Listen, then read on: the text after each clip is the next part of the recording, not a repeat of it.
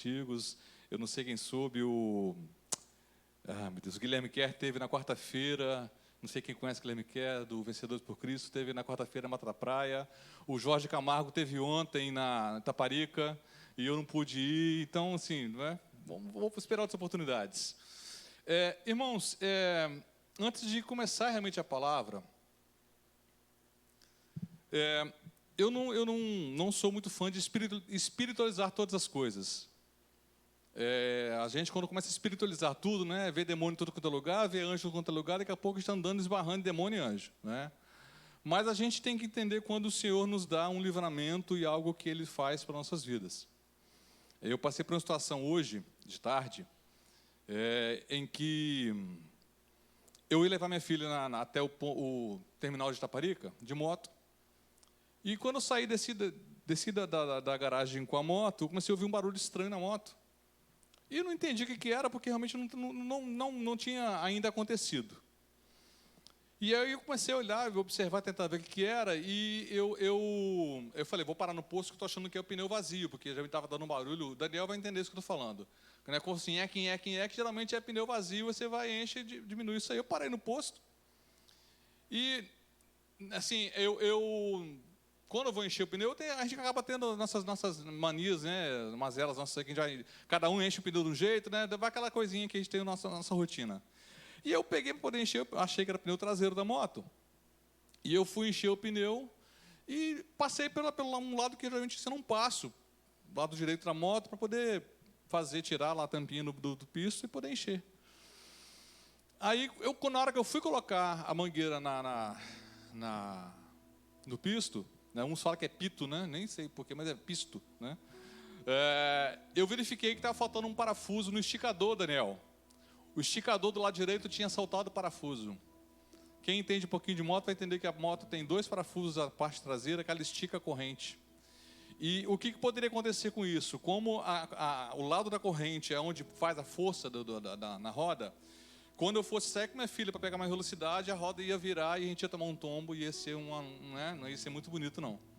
Então, eu agradeci a Deus pelo livramento, porque realmente não ia ser muito bonito, né? Eu procuro muito ver o que Deus faz e entender o que Deus faz, porque a gente tem que estar atento a isso. Novamente, não é para espiritualizar tudo, mas a gente tem que estar atento, porque o Senhor realmente está nos livrando. Às vezes a gente não vê, mas assim o Senhor faz. Amém? E devemos estar louvando ao Senhor por isso. O tema desse... Pedro, só um pouquinho mais de retorno para mim. Eu sou mais enjoado que a Adriele. Brincadeira. É que eu sou enjoado mesmo com retorno. Pedro sabe, sofre minha mão, coitado. O tema desse esboço que eu fiz... Obrigado, Pedro. O tema desse esboço que eu fiz, eu criei uma nova técnica, um novo estudo, não sei. Eu coloquei o texto como o nome, a síndrome de Jonas e a síndrome de Pedro. E eu vou explicar a vocês por que eu coloquei esses nomes aqui. Mas antes de a gente começar a falar sobre a síndrome de Jonas e a síndrome de Pedro, eu fiz uma pequena introdução e eu quero passar para vocês o que eu escrevi aqui. Estamos em um momento da igreja onde nos ligamos ao acontecimento físico e nos distanciamos do movimento espiritual. Buscamos as bênçãos e não o abençoador. Ansiamos por ter mais que por ser. Nossa esperança está em quem ora por nós e no que pode acontecer e não quem está por trás de todas as coisas. Deixamos o eu sou ou o que sou, deixamos o eu sou o que sou e buscamos eu serei poderoso. Visualizarmos nossa morada ficou de lado e precisamos ter morada para nossos filhos, o sustento de nossa família, a satisfação de nossos desejos e o reconhecimento de quem está ao nosso redor. Antes, satisfazer o nosso desejo, depois olhamos para o céu e dedicamos o que sobra. Não é verdade que hoje o homem está mais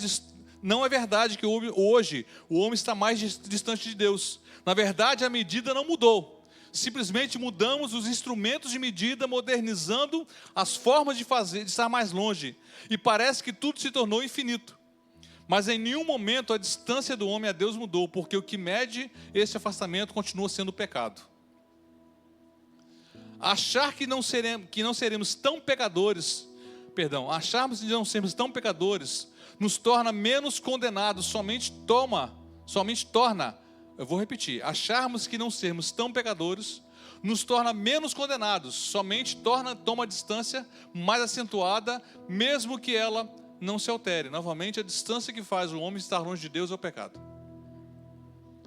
É muito mais fácil não enxergar pelas lentes espirituais do que tomar a consciência da posição em que realmente estamos. Sempre conseguimos justificar nossos posicionamentos com argumentos e retóricas convincentes, mas nunca vão conseguir demonstrar o quanto somos hipócritas e incoerentes com o nosso relacionamento com Deus. Nossos dias são contados um a um e não estão em nosso poder. Mas um dia iremos prestar contas com aquele que é o Criador de todas as coisas. Crendo ou não, um dia estaremos todos diante do Rei dos Reis, o Senhor dos Senhores, o Alfa e o Ômega, aquele que era, que é e sempre há de ser.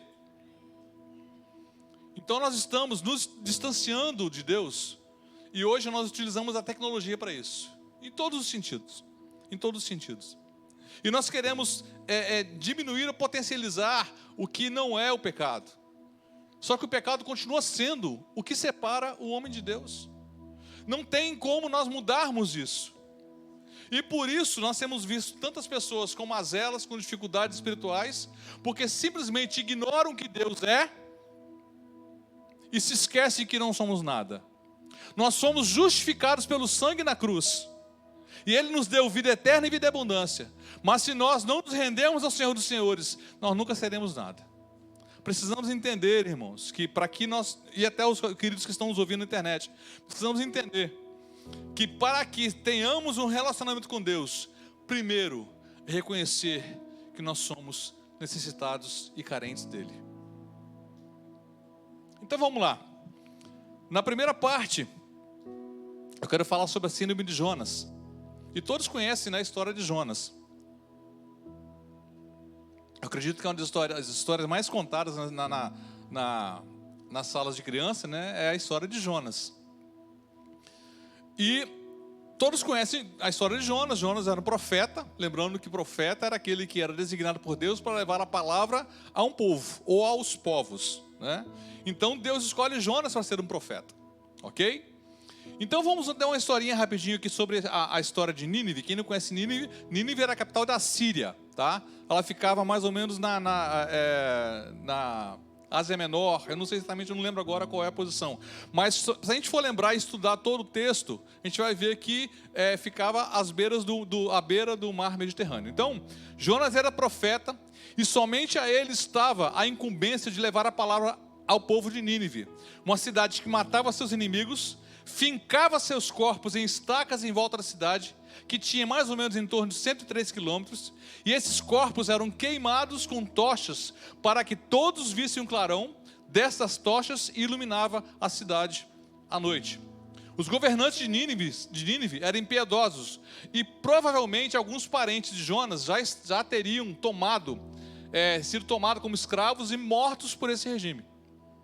Mas Deus, em sua infinita bondade, manda que o profeta vá. Eu não vou ler o texto, tá? Mas eu estou passando para vocês.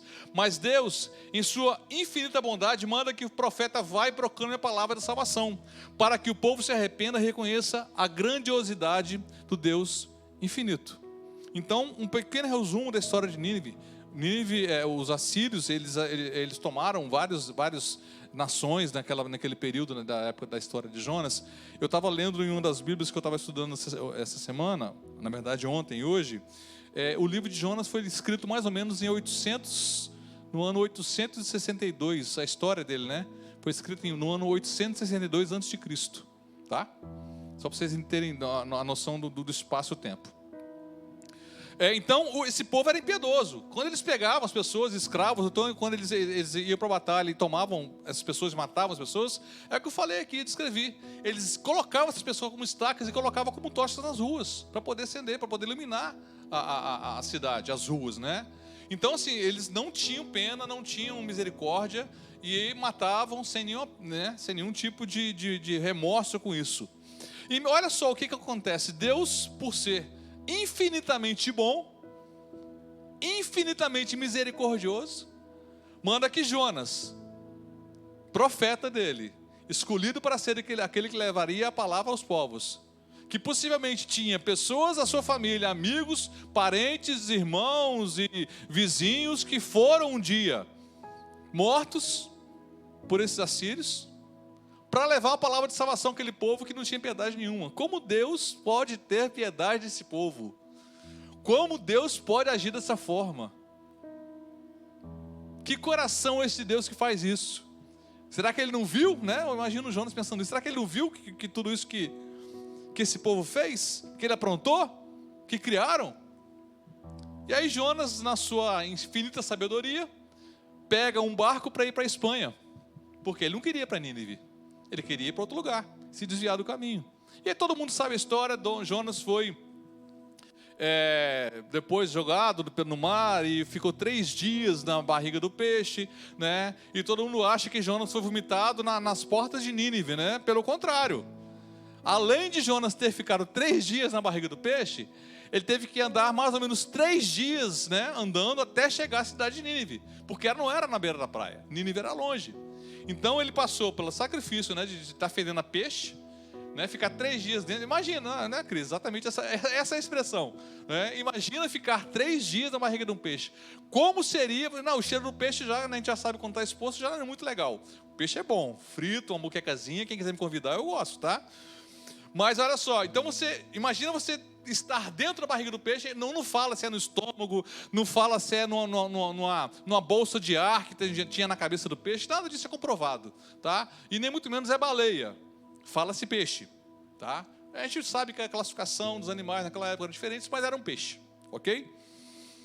E ficar dentro e passar por toda aquela sujeira, toda aquela nojeira que passava dentro da barriga do peixe, na cabeça do peixe, e ficar 3 dias ali, e ainda ser vomitado pelo peixe na beira da praia, né? Eu acredito que ele não estava muito cheiroso, né? E nem muito bonitinho. E ele teve que, de alguma forma, se limpar para poder chegar até Nínive, para poder levar a palavra, porque Deus incitou a ele que ele levasse, porque ele era profeta. Ele era responsável por levar a palavra. Firma bem essa situação na sua cabeça. Ele era responsável por levar a palavra. Era incumbência dele, ele não podia fugir disso. Tá? Ele não podia fugir disso. Jonas era profeta e, portanto, era responsável por manter o povo em contato com Deus, através das profecias que lhe seriam entregues, da mesma forma que somos hoje profetas da nova aliança. Entenderam a relação? Jonas era incumbido de levar a palavra de Deus. Nós hoje somos os profetas da nova aliança. Nós somos aqueles que somos responsáveis. É nossa incumbência levar a palavra do Senhor àqueles que precisam. Somos apóstolos enviados a todo mundo para declarar as palavras de salvação. Sim, somos apóstolos, somos enviados de Deus.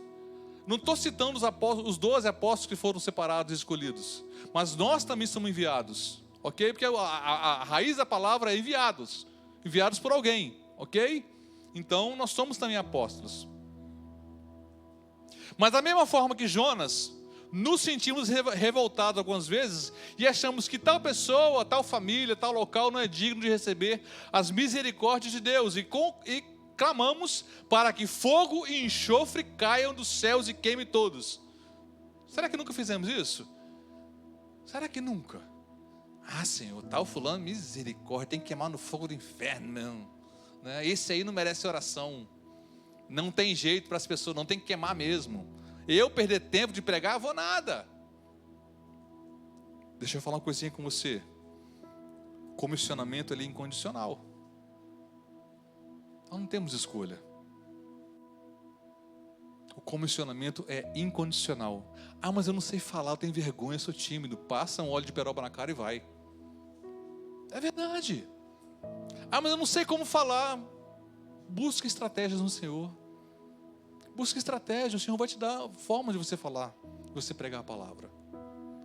Você pode não ser aquele que é um ungido, né? O pastor, ele é, né? Ou você não é um presbítero, você não é um diácono, você não é da liderança da igreja.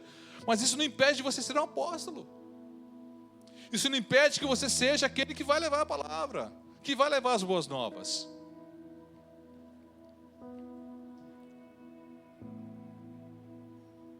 E eu não quero aqui defender tal pensamento, mas em algum momento posso até achar justo, porque talvez eu tomaria as dores de Jonas e também clamaria pela dizimação daquele povo, com certeza. Imagina, você vê a sua família sendo morta, a sua família sendo escravizada, sendo queimada nas ruas de Nínive e você não poder fazer nada. A gente fica indignado, com certeza. Mas o Senhor não se move pelos sentimentos humanos, não se deixe levar pela ira que consome os nossos corações. Ele é rico em misericórdia e dá a quem Ele acha que deve dar. Não precisa do nosso consentimento, nem muito menos da nossa concordância. Não somos nós que escolhemos quem vai para o céu, nem somos nós que escolhemos quem vai ser nossos irmãos. O Senhor vai nos direcionar aqueles que precisam conhecer a palavra. A gente fica fazendo seleção. Esse aqui é fulano de tal, é legalzinho, vou levar para a minha igreja. Esse aqui, não dá para outra conversa não, isso é chato para caramba, dê misericórdia, não dá para conversar com esse aí não dá. Não é nosso papel escolher. Não é nosso papel fazer seleção. Não é nosso papel achar que quem pode ir é de acordo com aquilo que eu penso ou que eu quero. O Evangelho é para aqueles que precisam de salvação. Nós fomos um dia separados do Senhor, porque o pecado nos levou a ser separados. Nós herdamos de Adão o pecado e nós precisamos reconhecer que o Senhor Deus é o nosso Deus e que Jesus Cristo é o nosso Senhor, porque Ele derramou o seu sangue na cruz para que você e eu tivéssemos vida eterna. E você quer escolher quem vai e quem não vai? Você acha que só você acha quem pode merecer o céu? Não é assim. A palavra do Senhor não é assim. O Senhor é soberano em todas as suas decisões, e não nos cabe entender como, porquê, a quem e nem quando. Da mesma forma que não conseguimos entender como um povo que foi escolhido para o Messias nascer, simplesmente o rejeita, porque da forma que está escrito não dá para entender que seria assim. Da mesma forma que o Senhor escolheu para trazer Emanuel até nós, não foi conforme os poderosos da época queriam ou acreditavam. Até hoje eles não conseguem entender que Jesus é o Messias. Eles não aceitaram a forma que o Senhor veio. O que é interessante sobre esse povo que foi escolhido, os judeus, para ser o berço da salvação, tinha um respeito absurdo pelas tradições, a chegar ao ponto de quando estavam escrevendo. Gente, isso aqui é maravilhoso. Eu sou fã dos judeus em algumas situações. Algumas, não todas. Os escribas, quando estavam escrevendo os manuscritos, eles... vocês sabem que houve o dialeto judeu, ele perdeu algumas palavras, algumas palavras se perderam por causa das invasões. Então o povo se dispersou e muitos perderam algumas coisas, e os maçoretas começaram a restituir essa escrita judaica. Então hoje nós vemos que o escrito judaico, né, ele não tem vogal. Então até antes, entende-se, alguns teólogos dizem, eu não vou afirmar isso com toda certeza, mas alguns teólogos dizem que o nome de Deus era conhecido na época, até antes das invasões. Então, como não há vogais, os maçoretas tentaram reconstruir o nome de Deus. Então, foi escrito, para que eles pudessem pronunciar o nome de Deus, ou até não pronunciar por causa do respeito, eles criaram, na verdade, uma forma de escrita que seria o Yud, Re, Vav, Re. Certo? Então, o Y, quem quiser, né, é o YH, VH. Certo? Então, é a forma que escrevia. Só que tem uma situação em que os judeus faziam, os escribas principalmente. Quando eles iam escrever ou copiar os manuscritos, ou até a tradição falada, ok? O Talmud. Quando eles iam citar, se eu não me engano, na Bíblia é citado o nome de Deus 114 vezes, se eu não estou enganado. É em 114 e 124. Agora eu esqueci até de colocar aqui essa observação, eu ia colocar, acabei esquecendo. Quando os escribas iam escrever o nome de Deus, eles se levantavam, eles faziam um ritual de purificação, eles pegavam uma pena nova, uma tinta nova, e com todo respeito escreviam o tetragrama, e depois essa pena que era escrita o nome de Deus, ela era recolhida e não mais usada.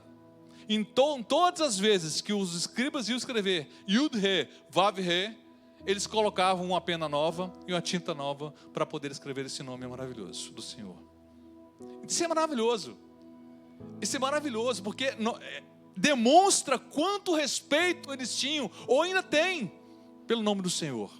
Apesar de algumas coisas terem se perdido, até o próprio nome, hoje não sabemos o nome de Deus, tem algumas designações, né? É o Shaddai, é o Elohim, vamos embora por algumas, certo? E o mais usado é o Yud-He Vav-He, que uns traduziram para Jeová, outros para Jeová, né? E tem outro que eu não lembro agora qual é a tradução, que tem mais um aí, certo? Então, imagine, olha só o respeito que havia por essa escrita, por esses escritos, e pelo nome do Senhor.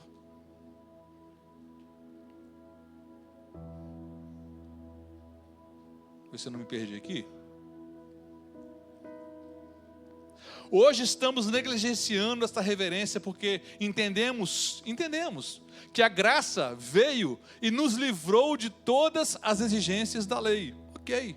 O que não é errado, mas o ser que era reverenciado antes continua sendo o mesmo. Ele não mudou, ele continua sendo o eu sou. Ele continua sendo o eu sou. Nós precisamos novamente retornar a reconhecer essa majestade do nome do Senhor. Nós estamos tão perdidos com isso, que a gente comenta as coisas sobre o Senhor, ou as coisas do Senhor, como se fosse uma conversa de pedal, ou uma conversa, não sei, de música, ou uma conversa de trabalho. Algo normal, natural, como se não fosse nada tão extraordinário, e a palavra do Senhor continua sendo extraordinária, o nome do Senhor continua sendo extraordinário. Devemos reverenciar o Senhor da mesma forma, ou até mais que os judeus, porque nós fomos um dia escolhidos como o povo que foi adotado pelo Senhor, para sermos o povo que será aquele que estará com Ele na grande glória, morar na cidade santa. Porque o povo que era para ser o povo escolhido rejeitou o Senhor, e foi nos dado o poder de estarmos e sermos filhos do Senhor por adoção. Esquecemos disso, perdemos isso. É muito fácil negligenciarmos essas coisas, porque não existem mais pessoas que estão zelando, nem muito menos cobrando de nós esse respeito. Nós temos como consciência o Espírito Santo, que é um cavalheiro e que não constrange nem nos fulmina como o fogo dos céus. E caso venhamos a profanar este nome, é só pedir perdão, está tudo certo, está tudo resolvido. Perdão, Senhor, falei besteira, fiz besteira, perdão. É tão fácil pedir perdão, tão fácil pedir perdão, difícil é reconhecer o erro. Difícil é reconhecer o erro. A essência de Deus continua sendo a mesma e não pode ser mudada. Vou repetir. A essência de Deus continua sendo a mesma e não pode ser mudada. Em Gálatas 6, 7, diz assim, deixa eu olhar aqui a palavra. Não se engane, com Deus não se brinca. Cada um há de colher aquilo que semeou. Com Deus não se brinca. Cada um há de colher aquilo que semeou. Isso é muito sério. Isso é muito sério. Eu estava, na quarta-feira, eu dei uma palazinha do que eu iria citar aqui no domingo.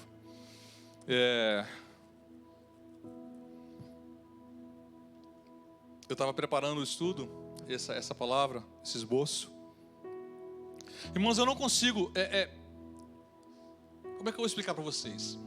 Eu não consigo pegar um texto bíblico e ler esse texto bíblico como se fosse uma receita de bolo.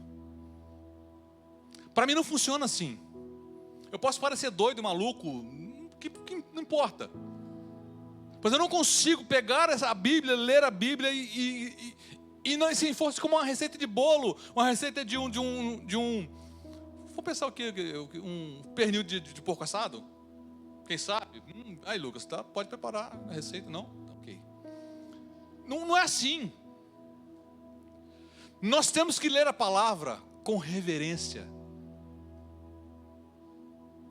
e com o coração aberto e com o espírito preparado. Eu não consigo ler um texto sem me emocionar. Eu estava lendo os textos aqui, eu começava a chorar, porque o Espírito me movia da forma, e isso não estou falando para vocês aqui, para vocês ficam, nossa, o Alessandro é especial. Não é isso, porque eu priorizo ter um relacionamento com Deus, em que em todos os momentos que eu ler a palavra, o Espírito tem me convencer de que aquilo ali é tremendo, é maravilhoso. Não dá para ler como se fosse uma bula de remédio,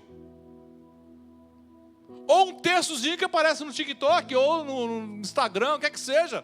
Não dá para ser assim. Eu não consigo ser assim. E toda vez que eu li, eu chorava. Semana passada eu estava ouvindo, não sei se o Marcos vai se lembrar, eu até citei lá no grupo caseiro, a cantata Vento Livre do Guilherme Kerr. Gente, quem não viveu essa época, procura depois lá, cantata Vento Livre de Guilherme Kerr. É absurdamente maravilhosa, porque ela cita a Bíblia poeticamente, mas de uma forma tão tremenda, e eu não consigo ouvir aquela cantata, Marcondes, sem chorar. Não tem como, porque além de ter participado de várias cantatas com aqueles textos, aquelas músicas, as letras são maravilhosas, e elas citam versículos bíblicos, textos bíblicos. E eu não consigo simplesmente pegar aqui um texto e ler como se fosse uma receita, como eu falei com vocês. Não consigo. Eu me emocionava, eu levantava a mão do braço, eu chorava, e misericórdia, mas foi assim, maravilhoso. E todos os textos que eu li eu chorava, todos os textos que eu li eu glorificava, e foi assim. Só pulei o texto aqui.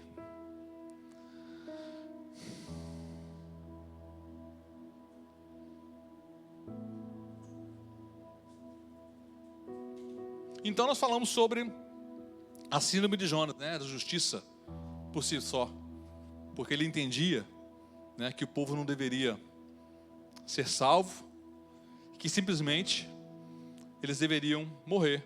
E quem se lembra também da história de Jonas, lembra que Jonas pregou aquela cidade de Nínive, o rei se converteu e toda a cidade se converteu, todo o povo daquela cidade se rendeu ao Senhor, reconheceu o seu pecado, viu que estavam errados, quiseram voltar aos caminhos. O rei se vestiu de saco, colocou cinzas na cabeça, em sinal de rendição. Jonas viu todo aquele movimento, e mesmo assim ele saiu indignado. Ele subiu para um monte e ficou, ele sentou, a Bíblia fala que ele sentou no monte acima da cidade, onde ele podia ver os 103 quilômetros da cidade, esperando que Deus mandasse fogo e enxofre queimar aquele povo, porque ele não aceitava que a remissão veio até eles, porque ele tinha um senso de justiça, que era dele, não era de Deus. E ele fez uma barraca e deitou lá e foi descansar, porque ele ficou esperando, não aconteceu o fogo e enxofre, ficou esperando, aí nasceu a baboreira, se não me engano, a baboreira que fala no texto. E essa baboreira nasceu, e ele estava naquele lugar, durante o dia, aquela baboreira estava tão grande que tapou a sua cabeça, creio que ele era careca pelo jeito, porque reclamou, que a baboreira morreu, e isso aconteceu durante o dia, à noite. Jonas acordou, a baboreira tinha crescido, Jonas acordou, a baboreira estava morta. E ele virou para Deus e falou: como você pode fazer com que essa baboreira morresse? Como assim? Isso não pode acontecer, coitada da baboreira. Aí Deus fala: rapaz, como eu não vou ter misericórdia pelo povo de Nínive que se rende, e você reclama porque uma baboreira morreu, tenho eu muito mais misericórdia que você. Todos conhecem o texto de Jonas, e Jonas não entendeu a palavra do Senhor, não entendeu qual seria ali a ação de Deus. O texto no final não fala que Jonas entendeu, mas fala que ele continuou indignado, porque o povo não foi queimado pelo fogo e enxofre. No agora vamos citar a segunda parte agora, que é a síndrome de Pedro. Na síndrome de Pedro, quem se lembra, Pedro era colérico ou sanguíneo? Agora estou em dúvida. Sanguíneo, né? Pedro sanguíneo, obrigado. E Pedro era aquele cara, né, explosivo, pá, e tal, do jeito do outro, né? A gente conhece muitas coisas, Jesus repreende Pedro algumas vezes, né? E Pedro chama para puxar da orelha e tal. Mas num texto que eu quero citar para vocês, está em João 18, 1 a 11. Eu busquei, como eu falei com vocês, eu estava buscando em algumas bíblias, algumas traduções e as bíblias de estudo que eu estava lendo. Então eu vi os comentários e ali eu comecei a entender algumas coisas e vamos partir aqui. Em João 18, 1 a 11, diz assim: tendo terminado de orar, quem vai se lembrar desse texto, Jesus lá no Getsemane, ok? Jesus saiu com seus discípulos e atravessou o vale do Cedron. Do outro lado havia um olival, onde entrou com eles. Ora, Judas, o traidor, conhecia aquele lugar, porque Jesus muitas vezes se reunia ali com seus discípulos. Então Judas foi para o olival, levando consigo um destacamento de soldados e alguns guardas enviados pelos chefes dos sacerdotes e fariseus, levando tochas, lanternas e armas. E não se assustem, mas os discípulos andavam armados. Não se assustem, vou provar para vocês agora aqui. Jesus, sabendo o que ia acontecer, saiu e lhes perguntou: a quem vocês estão procurando? A Jesus de Nazaré, respondeu eles. Sou eu, disse Jesus. E Judas, traidor, estava com eles. Quando Jesus disse, sou eu, eles recuaram e caíram por terra. Olha só. Tamanha era a glória do Senhor sobre Jesus. Novamente eles perguntou, a quem procuram? E eles disseram, a Jesus de Nazaré. Respondeu eles, já lhes disse que sou eu. Se vocês estão me procurando, deixem ir embora estes homens que estavam com Jesus, os discípulos. Isso aconteceu para que se cumprissem as palavras que dissera, não perdi nenhum dos meus. Mas Simão Pedro, que trazia uma espada, tirou-a e feriu o servo do sumo sacerdote, decepando-lhe a orelha direita. O nome desse servo era Malcom. Em alguns comentários, de uma das bíblias que eu li, acho que foi na Bíblia do Jimmy Swaggart, eu ganhei essa Bíblia algum tempo atrás, diz que Pedro tentou realmente meter a espada na cabeça de Malcom, não foi da orelha não, ele queria realmente tirar a vida de Malcom. Jesus, porém, ordenou a Pedro, guarda a espada, acaso não haverei de beber do cálice que o Pai me deu? Ou seja, Jesus repreendeu a Pedro por causa daquela atitude, porque Pedro, querendo ou não, estava querendo defender Jesus, certo? Então o impulso dele foi tirar a espada e meter, né? A intenção era meter na cabeça do Malcom, né? Mas errou. Acho que o óculos dele estava estragado, Adriele. Igual o nosso, de vez em quando acontece, não enxerga nada.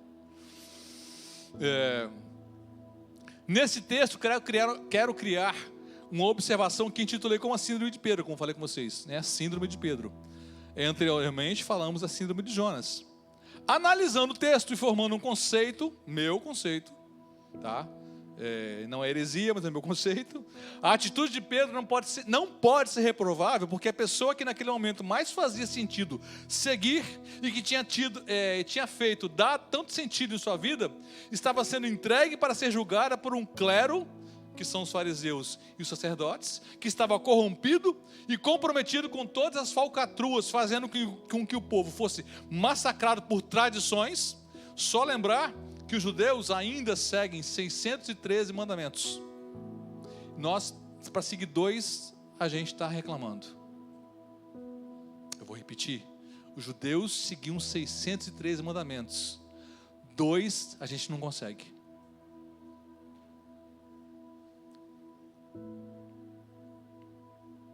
Cadê? Que já não os levava à presença de Deus, mas somente serem explorados e massacrados além do domínio de Roma. Talvez também estejamos sofrendo dessa síndrome, onde queremos ser justos a ponto de pegarmos as espadas e sermos mais justos que o rei. Nossos ideais e pensamentos são mais altos e mais coerentes que os demais. Ou seja, nós somos mais importantes e ninguém pode ser melhor que a gente. Pedro estava contaminado não por amor que era incondicional, mas por amor que não permitia ser traído, massacrado, nem muito menos com sabedoria que deveria haver de um discípulo. Esta forma de atitude nos leva a pensar que como estamos tratando as coisas de Deus, a forma que nos relacionamos, como está escrito e relatado nos livros que compõem a Bíblia. Pedro não se baseou em tudo que o Senhor Jesus Cristo pregou, mas a um tradicionalismo em que apenas estamos acostumados a reagir e que não mais traz nenhum tipo de emoção na leitura, ou seja, nós continuamos sendo assistentes e não reagentes. Continuamos sendo aquelas pessoas que esquentam as cadeiras, mas não somos efetivos. Exatamente igual a Pedro. Nessa situação, tá? Quem conhece a história de Pedro sabe o que aconteceu com Pedro. Partindo desse pressuposto, como está nossa sensibilidade quando estamos fazendo a leitura da Bíblia e nos deparamos com relatos como esse que eu vou ler agora? Me baseei, não coloca, por favor, João 4 ao 26.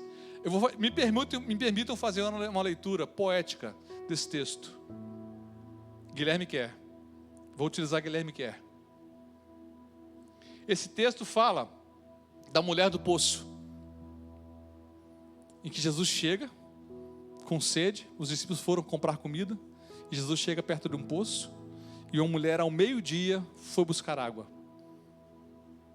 Né? Então quem quiser depois acompanhar esse texto lá em João, na Bíblia, eu vou ler poeticamente tanto a conversa da mulher com Jesus, como Jesus também respondendo a ela, tá? Vou utilizar os textos de Guilherme Kerr. Não é heresia, é parte da Bíblia, tá bom? O texto de Guilherme Kerr diz assim, como se fosse o POV, tá? Para facilitar para vocês, o ponto de vista da mulher, tá? Quem gosta disso aí, ela fala assim: eis-me aqui outra vez neste sol de escaldar, volto ao poço, é poesia, tá, gente? Volto ao poço para a água buscar. Minha vida é buscar, estou cansado de mim, até quando não vejo o fim. Tantos amantes na vida, fugaz alegria, tão curto prazer. Quanto mais tenho, mais quero.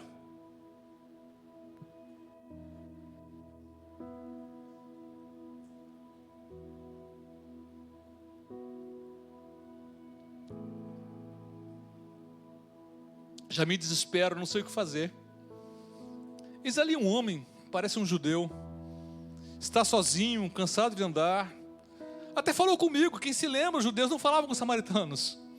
Até falou comigo. Água me pediu.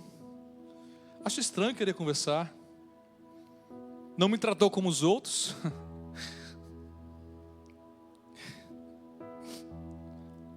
Me olhou como gente. Chegou a me dizer: se você soubesse quem eu sou, logo me pediria, e a água da vida eu daria a você. Eu te daria a razão para viver.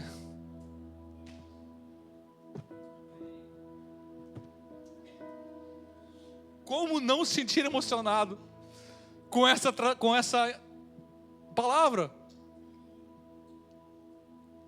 Ele não viu separação de povos, porque existia uma confusão entre os samaritanos e os judeus.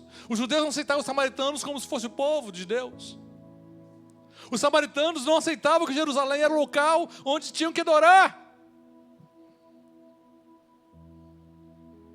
E a resposta de Jesus depois? Deixa eu pegar o texto aqui. Deixa eu abrir aqui. Também novamente eu vou usar Guilherme Kerr. Continuando o texto.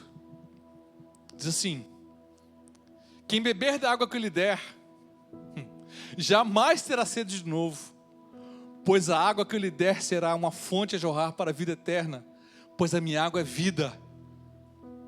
Quem vier a Deus e adorar, terá de fazê-lo em verdade. Muitas coisas deixará para trás, a fim de encontrar a realidade.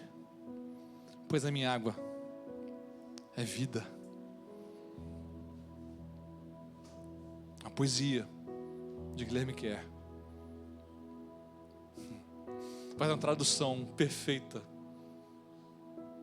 do que significa esse momento maravilhoso, maravilhoso.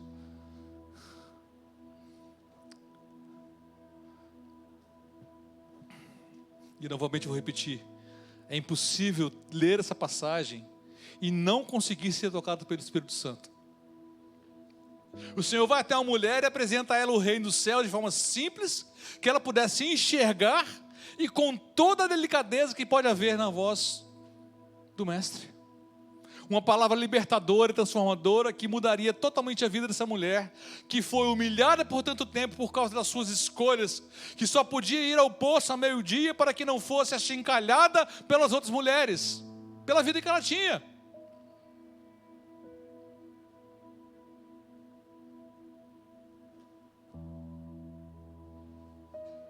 Outro texto também que me deixa profundamente emocionado. Se quiser, Daniel, pode colocar. Lucas 8, 40 ao 48. Eu estou falando rouco, graças a Deus.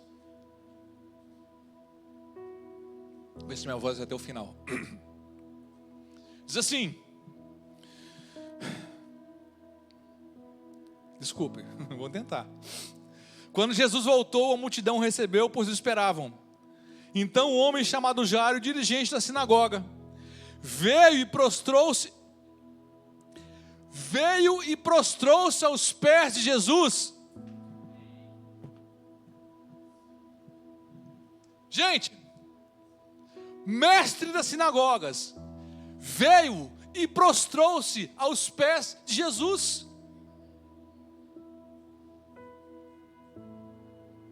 E você, eu, nós, simplesmente ignoramos, em muitos momentos, essa situação desse homem. Que ele poderia ser arrogante, sou chefe da sinagoga, vem comigo.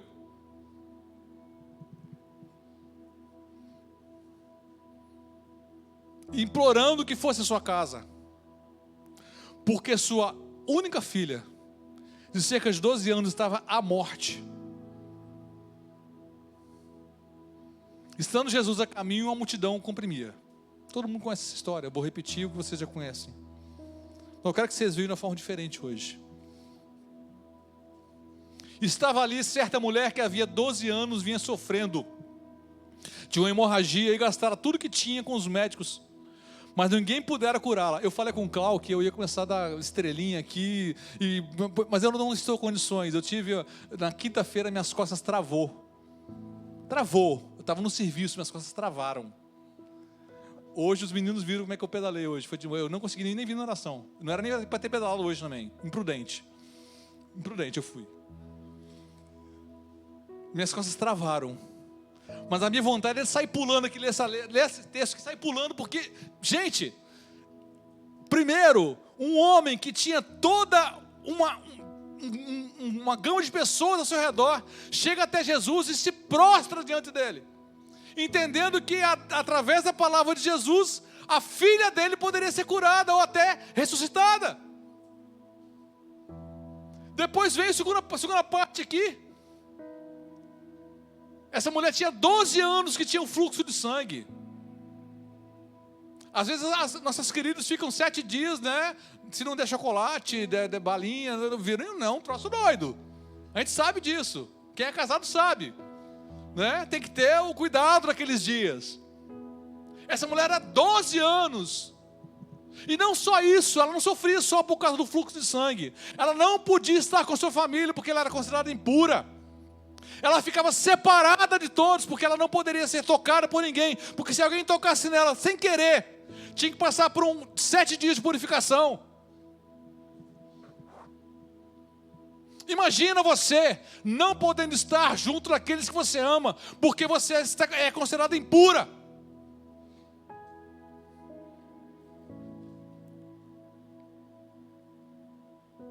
Mas ninguém pudera curá-la. Ela chegou por trás dele, tocou na borda do seu manto e imediatamente sua hemorragia cessou.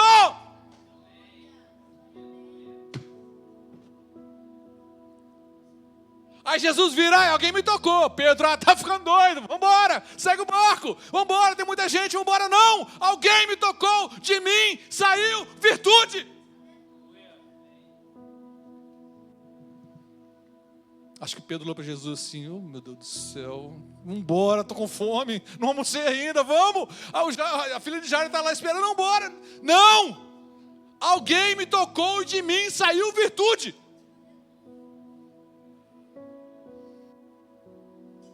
Então a mulher, vendo que não conseguiria passar despercebida, veio tremendo e prostrou-se aos seus pés, na presença de todo o povo, contou o que tinha tocado nele, e como fora instantaneamente curada.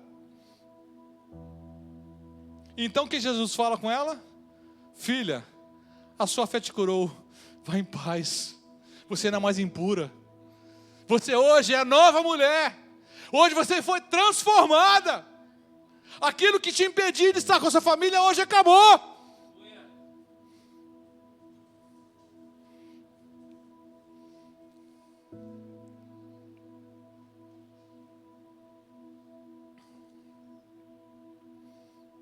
Como não emocionar? Como não ver essa ação do Senhor de forma extraordinária? Como achar que isso aqui é comum? Já lemos tantas vezes. Eu já li a Bíblia 55 vezes, não foi isso que eu li, tá? Já li a Bíblia 55 vezes, já passei por esse texto um monte de vezes. Não me emociono mais com isso, já virou normal. A leitura normal. Não dá. Não dá. Não podemos ter o mesmo sentimento de Pedro, porque por Pedro, aquela mulher era imunda. Da mesma forma que para o povo judeu era. Pela justiça de Pedro, aquela mulher tinha que ser afastada, chutada, escorraçada. E Pedro com certeza, de algum momento, ia fazer o seu momento de purificação, porque em algum momento ele poderia ter retocado aquela mulher. Mas a misericórdia do Senhor foi tão tremenda, que ninguém percebeu. Mas o que aconteceu depois foi tão tremendo, tão maravilhoso, que não dá para entender. Não dá para passar simplesmente como se fosse algo tão comum. Não dá. Mateus 28, de 1 a 10. Daniel, por favor. Diz assim. Isso aqui também é tremendo. Eu teria tantos textos para ler aqui, que eu começo a pular aqui, que eu não posso pular, não tá? Tantos textos, quando Jesus andando com os discípulos no caminho, né, de Emaús, os discípulos percebendo aquela presença maravilhosa. Meu Deus, imagina você andando do lado de Jesus, você sentindo algo que você não consegue explicar, uma emoção, um sentimento, um toque do Espírito, e você não consegue ver, e só no momento que Jesus parte o pão, ele é o Senhor. Gente, e sai correndo, né? Loucos, porque perceberam que o Senhor tinha ressuscitado. Mas isso aqui é um pouquinho antes. Depois do sábado, tendo começado o primeiro dia da semana, Maria Madalena e a outra Maria foram ver o sepulcro. E eis que veio um grande terremoto, pois um anjo do Senhor desceu, olha só. O anjo do Senhor desceu do céu e chegando ao sepulcro, rolou a pedra da entrada e assentou-se sobre ela. Eu fico imaginando, né? O anjo rolou a pedra, sentou em cima e ficou lá, só aguardando. É interessante. Eu vou, né, ficando maluco aqui. Meus pensamentos. Sua aparência era como um relâmpago, e suas vestes brancas como a neve. Os guardas tremeram de medo e ficaram como mortos. Ou seja, não é comigo não, ficaram quietinhos, não, porque não entenderam o que estava acontecendo. Vai que sobrava para eles. O anjo disse às mulheres: não tenham medo, sei que vocês estão procurando Jesus, que foi crucificado. Ele não está aqui. Ele não está aqui. Ele não está morto.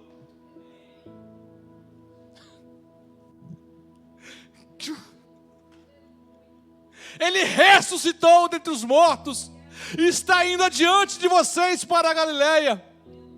Lá vocês o verão. notem que eu já os avisei, ele não está morto. As mulheres saíram depressa do sepulcro, amedrontadas e cheias de alegria, e foram correndo anunciar aos discípulos de Jesus.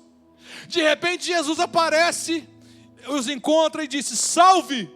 Elas se aproximam dele, abraçam-lhe os pés e o adoram.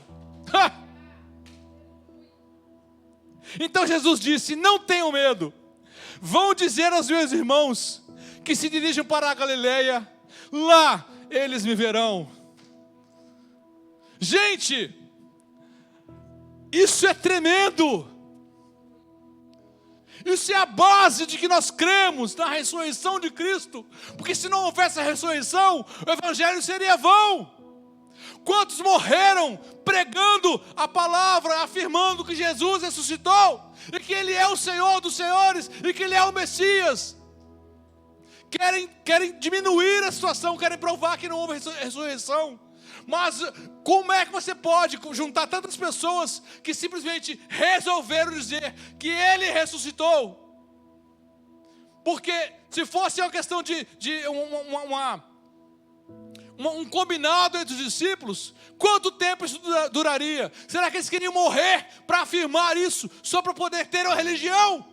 Não, porque eles criam nessa verdade, criam nessa coisa que foi maravilhosa, a ressurreição daquele que veio para ser o Messias, para aquele que foi depois levado aos céus e hoje está com o Senhor, e nos mandou o Espírito Santo. Me perdoem, se eu estou sendo enfático, mas não dá para não sentir tocado por essas palavras. Nós temos que ter a sensibilidade do Espírito para entender essas coisas. Não é uma leitura simples, não é simplesmente ler algo que é natural para a gente, não é natural.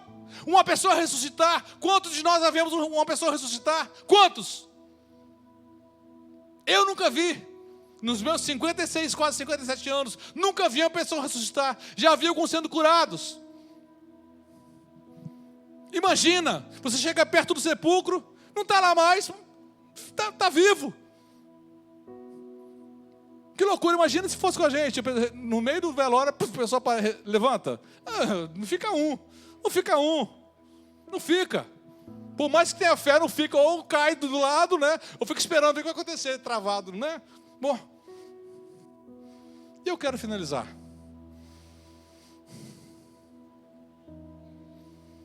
Para a reflexão, fica para vocês. Para mim também.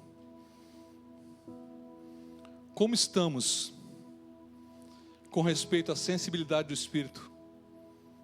Como vemos tantos outros relatos, como o de Jonas, da mulher samaritana, da mulher do fluxo de sangue. Será que estamos tratando com tanta naturalidade que nos parece um romance, a leitura de um romance de banca, e que nos sentimos tocados, mas não transformados pelas maravilhas que aqui foram relatadas, que foram algumas. Como estamos com a sensibilidade ao Espírito Santo? Eu não sei se Gabriel tem alguma música, não sei se vocês querem tocar. Pode ser, Gabriel. Os meninos, né? Marcondes, os meninos, Lucas. Eu adoro quando tem uma menina aqui, uma moça que ela... essa é boa. Tem uma moça lá que faz a cuida da limpeza lá na secretaria onde eu trabalho. E ela sempre passa por mim e fala assim: ei, jovem, tudo bem? Eu fico, né, radiante, né? Os meninos.